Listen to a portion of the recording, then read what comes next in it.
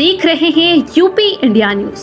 चलिए बढ़ते हैं कुछ खास खबरों की तरफ। वीडियो शुरू करने से पहले चैनल को सब्सक्राइब कर लीजिए और साथ में बेल आइकन को जरूर प्रेस। महाराजगंज पहुंचे डिप्टी सीएम ने मोदी सरकार के 9 वर्ष पूरे होने पर सरकार की योजनाओं की दी जानकारी और विपक्ष पर साधा निशाना। उत्तर प्रदेश के डिप्टी सीएम केशव प्रसाद मौर्य ने केंद्र की मोदी सरकार के 9 साल पूरे होने पर महाराजगंज के विधानसभा फरेंदा के कुल्ही में पहुंचे, जहां आदर्श इंटर कॉलेज परसौना के मैदान में उन्होंने सेवा, सुशासन और गरीब कल्याण जनसभा को संबोधित किया।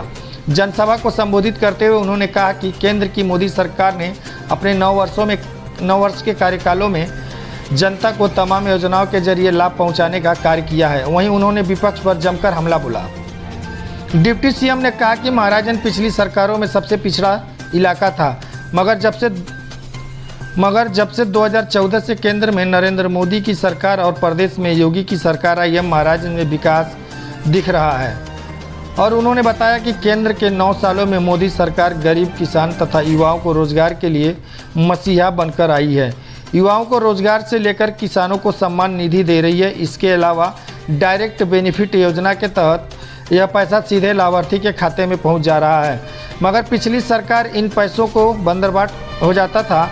जनसभा को संबोधित करते हुए उन्होंने डबल इंजन की सरकार के लोगों के लिए विकास कार्य कर रही है, कहा कि हमें माननीय नरेंद्र मोदी जी को प्रधानमंत्री बनाने के लिए 272 प्लस सांसद चाहिए। आपने महाराजगंज में भी कमल खिलाया था और देश में 283 सांसद देकर के अकेले दम पर भाजपा को 30 साल बाद देश में बहुमत देकर के सरकार बनाने का काम किया था।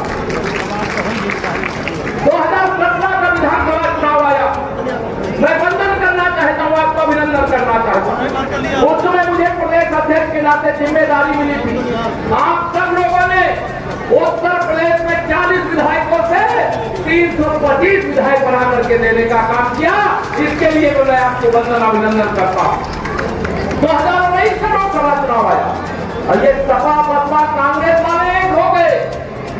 सापनाथ, नागनाथ, कालियानाथ सबने सोचा मोदी जी को प्रधानमंत्री नहीं बनने देंगे, और इनके एक होने के बाद भी आपने महाराजगंज में कमल खिलाया और भारत सरकार का खजाना आज के सांसद के हाथों में है।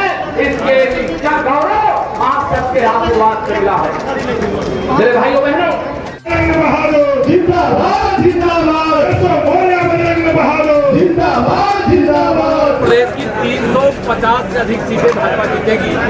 उत्तर प्रदेश की जनता सपा बसपा कांग्रेस का खाता भी नहीं खुलने देगी। जो महागठबंधन बना रहे हैं उनके लिए खोदा पहाड़ नीति चुड़िया वाला हाल होगा। जो महागठबंधन के सदस्य बने घूम रहे हैं नीतीश कुमार के, आप भरोसा रखना 2024 में जनता दल यू का खाता भी नहीं छोड़ेगा।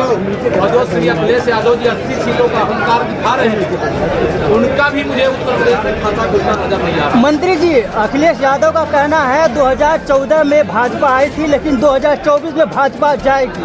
क्या कहेंगे इस पर? मैं इतना ही कहूँगा कि सपा 2024 में पूरी तरह से समाप्तवादी पार्टी बन गई। सपा का कोई भविष्य नहीं। सपा एक डूबता हुआ जहाज, अस्त होता हुआ सूर्य है। भाजपा वर्तमान भी है और भाजपा भविष्य है। माननीय नरेंद्र मोदी जी के नेतृत्व में यूपी ही नहीं पूरे हिंदुस्तान में एक ही सबका लक्ष्य है कि 2024 के लोकसभा चुनाव में कमल की बटन दबाएंगे और कमल की तरह हिंदुस्तान को और गरीबों से लेकर के किसानों तक, मजदूरों से लेकर के नौजवानों तक, माताओं बहनों से लेकर के बुजुर्गों तक एक नया परिवर्तन।